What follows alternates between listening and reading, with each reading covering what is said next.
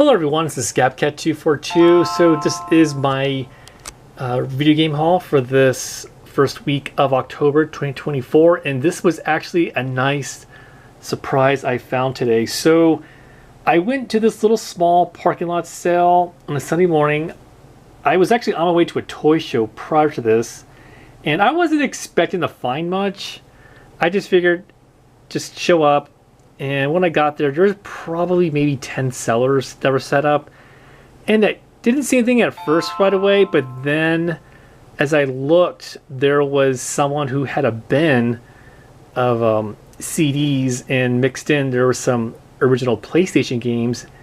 And then as I looked further, there was even some GameCube games on the table, but they weren't cheap, but they were priced at a fair price that I was willing to pay.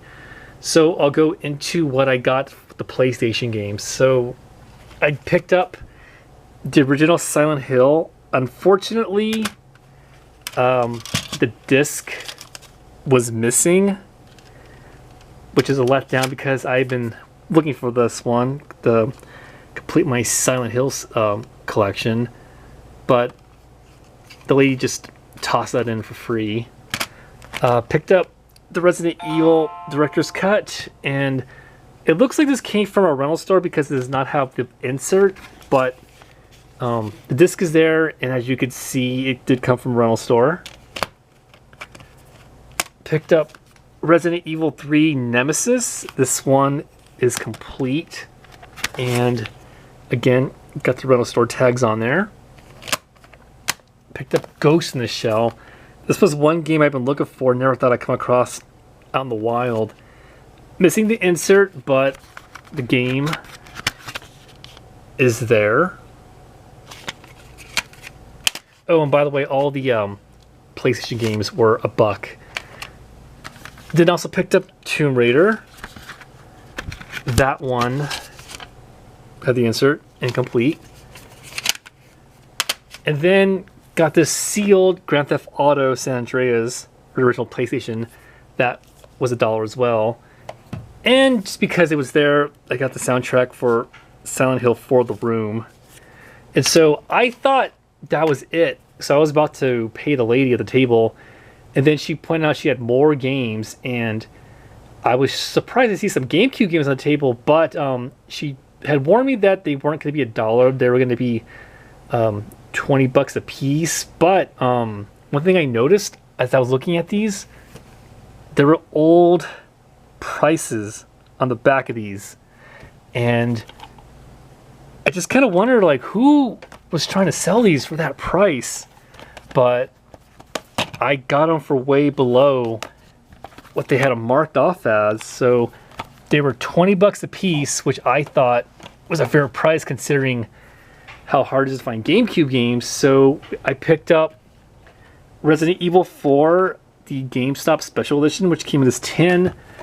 I already have this game, and the only thing that's special about it just comes in a tin, and there's like some little extras, but other than that, it's pretty much just the same game, just a fancy package. So grab that. I got Legend of Zelda Twilight Princess, and that one is complete with manual, and the discs were in great shape. We got Legend of Zelda, the Collector's Edition. That one was complete as well. Now here's where I kind of would have paid more attention, but I still think I came out pretty good. So I have Legend of Zelda, the Wind Waker. Unfortunately, no disc. I probably should have said something about that, but it had the manual, and the case was in pretty okay condition, so I let it go. And then got Legend of Zelda Ocarina of Time, the 2-disc version. Unfortunately, this one did not have the 2 double inserts, and it was missing the other disc, but it's got one at least, so can't really complain too much about that. So you're probably wondering, okay, so how much did he pay for all of that? Well, altogether, it was $107. I think that was a fair price considering I don't come across GameCube games too often, And not to mention, I found some very hard to find rare original PlayStation games, especially Ghost in the Shell. And even though there was no case, I mean no disc, Silent Hill. So hopefully I can find a loose copy sometime. But I'm pretty pleased with what I spent at that parking lot yard sale. So yeah, what do you think was the best find in this lot? Leave some comments and let me know what you think. And until then, thanks for watching.